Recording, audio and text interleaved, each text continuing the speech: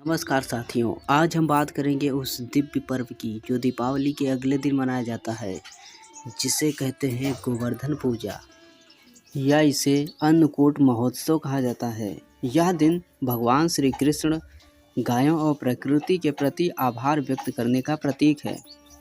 गोवर्धन पूजा केवल एक धार्मिक परंपरा नहीं बल्कि एक जीवन दर्शन है, जो हमें सिखाता है कि प्रकृति ही सच्ची माँ है और उसका संरक्षण करना ही सच्चा धर्म।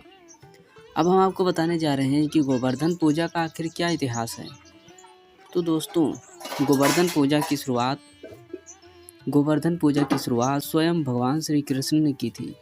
यह कथा द्वापर युग की है, जब भगवान श्री कृष्ण गोकुल और वृंदावन में रहते थे। गायों की रक्षा करना, गोपियों के साथ खेलना, माखन चुराना, यही उनका जीवन था। गोकुलवासी हर वर्ष इंद्रदेव की पूजा करते थे ताकि वर्षा अच्छी हो और फसलें लहलहाएं। लेकिन एक दिन भगवान श्री कृष्ण ने देखा कि गाँव वाले इंद्रदेव की पूजा में इतने व्यस्त हैं कि धरती माता और गोवर्धन पर्वत, जो वास्तव में उन्हें पोषित करते हैं, उनका कोई स्मरण नहीं कर रहे। फिर श्री कृष्ण जी समझ गए, इंद्रदेव वर्षा जरूर करते हैं, परंतु यह गोवर्धन पर्वत ही है जो हमें अन्न, जल, पेड़ और गायों के लिए चारागाह देता है। इसलिए हमें गोवर्धन पर्वत की पूजा करनी चाहिए, क्योंकि यही हमारा सच्चा रक्षक है। दोस्तों, गोकुलवासी कृष्ण की बातों से सहमत हुए और उन्होंने इंद्र की पूजा छोड़कर गोवर्धन पर्वत की पूजा शुरू कर दी। सभी ने गोवर्धन पर्वत के चारों ओर परिक्रमा की, अन्नकूट बनाया और प्रसाद चढ़ाया।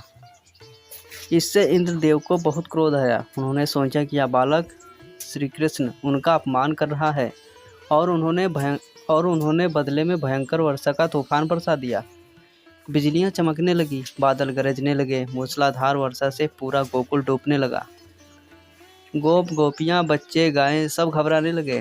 तब भगवान श्री कृष्ण मुस्कुराए और बोले, मत डरिए, मैं हूं ना, आपका गोविंद। और फिर उन्होंने अपनी छोटी उंगली से गोवर्धन पर्वत को उठा लिया, जैसे कोई खिलौना उठा ले।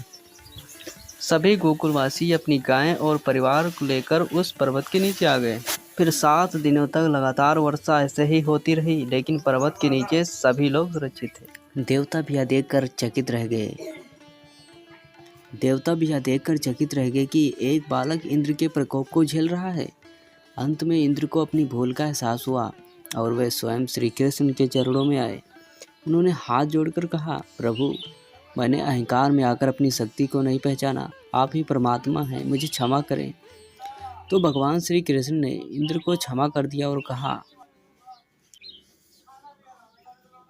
इंद्र, अहंकार विनाश का कारण होता है। मनुष्य को सदा प्रकृति और ईश्वर का आभार मानना चाहिए। इस प्रकार उस दिन से गोवर्धन पूजा का प्रारंभ हुआ, जो हमें सिखाता है कि प्रकृति, पर्वत, गाय और अन्न का सम्मान करना ही सच्ची पूजा है। तो अब हम आपको बताते हैं गोवर्धन पूजा का आध्यात्मिक अर्थ क्या है। दोस्तों, गोवर्धन पर्वत प्रतीक है धरती और पर्यावरण का।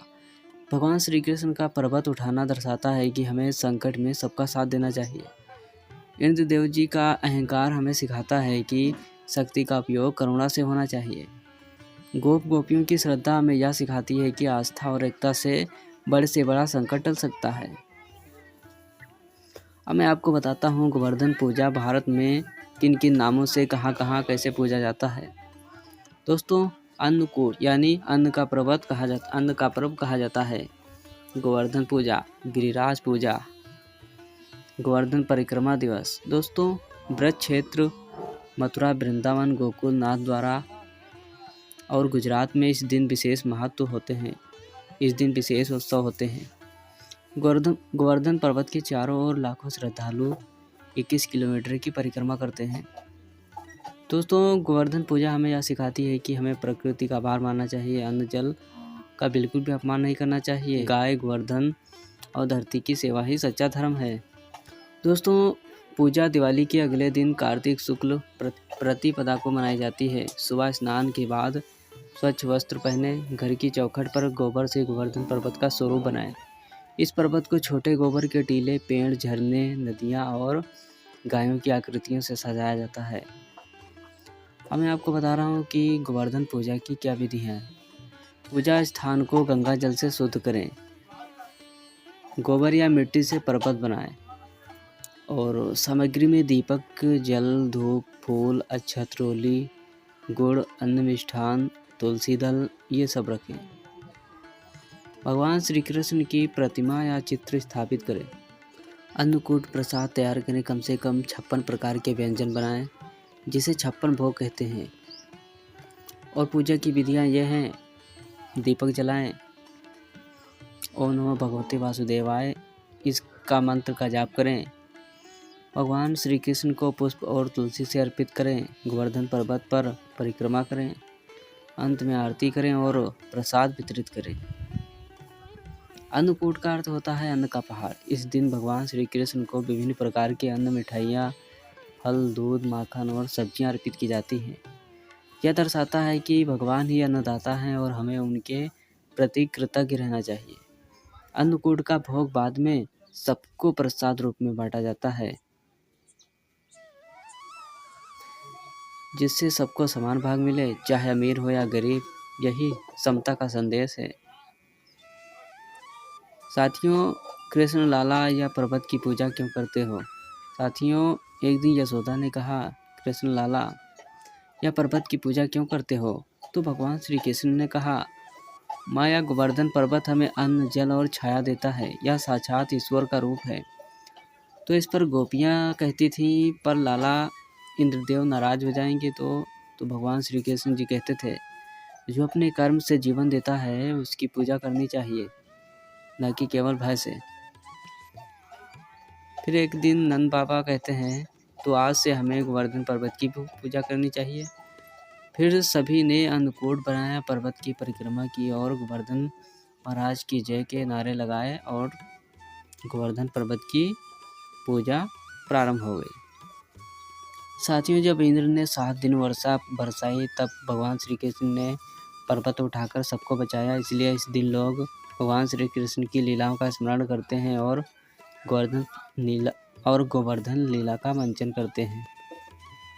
दोस्तों, इसमें गाय को साक्षात लक्ष्मी और कामधेनु माना गया है। इस दिन गायों को नहलाया जाता है, गले में फूलों की माला पहनाई जाती है और उन्हें गुड़ चारा खिलाया जाता है। ब्रजवासी इस दिन 21 किलोमीटर की परिक्रमा करते हैं। ऐसा करने से सभी मनोकामनाएं पूर्ण होती हैं। इस दिन गरीबों को अन्न, वस्त्र और दान देने से घर में सुख और समृद्धि आती है। गोवर्धन पूजा के कुछ मंत्र होते हैं, इन्हें गोवर्धन दिन जरूर जपना चाहिए। एक होता है ओम गोवर्धन राय नमः।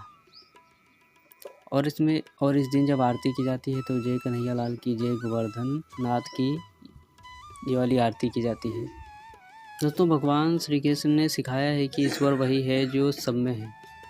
कृष्ण ने सिखाया कि ईश्वर वही है जो सब में है। अन्नकूट का पर्व केवल भोग का नहीं बल्कि आभार और एकता का प्रतीक है। इसलिए हर वर्ष दीपावली के अगले दिन जब हम गोवर्धन पूजा करते हैं तो हमें संकल्प लेना चाहिए कि हम धरती माँ की रक्षा करेंगे, गायों का आदर करेंगे और अन्न का सम्मान करेंगे।